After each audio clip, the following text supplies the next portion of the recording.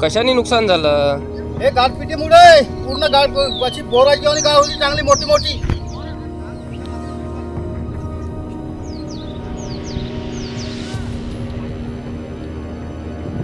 आणि छोटीशी शेती म्हणजे 1 ते सव्वा एकर शेती मिरचीची आहे माझी. आणि उभं पीक ते म्हणजे तोंडावर आलेला माझा आहार हा पावसाने एकाएकीच घेऊन गेल्यामुळे आता सध्या माणसाची आर्थिक परिस्थिती हे पूर्ण खोळंबलेली आहे. कुठून का करावा, कुठून कर्ज घ्यावा, का घ्यावा.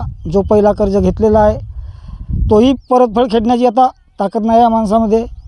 आणि कसं करावा, का करावा याच्यात काही समजत नाही आता. आणि याचा काहीतरी आपल्याला मिळावा याची शासनाकडे मागणी करून काहीतरी मोबदला मिळेल अशी आशा करतो आहे आम्ही. पूर्ण नाव आहे कोमलदास पंढरीजी बारसकर, मुक्काम पोस्ट भुगाव. ह्या 10 तारखेला म्हणजे अवकाळी पाऊस आला आणि गारपीट खूपच पडली आहे. आणि हा शेतातला मर पूर्ण आमचा उद्ध्वस्त झाला आहे. लागवडीसाठी आम्ही हा आता पत्तागोबी आणि फुलगोबी, टमाटर, कारली आणि मिरची वगैरे सगळंच काही आहे.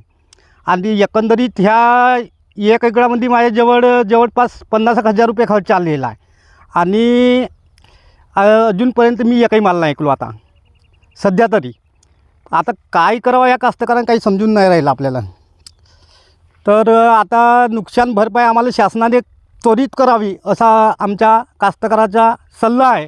दिनांक 11 फेब्रुवारीला रात्री जो अवकाळी पाऊस आणि जी गारपीट झालेली आहे त्याच्यामुळं माझ्या राज्यातील शेतकऱ्यांचं मुख्यतः मिरची, काही प्रमाणात मका आणि गोबी ह्या भाजीपाला पिकांचं नुकसान झालेलं आहे.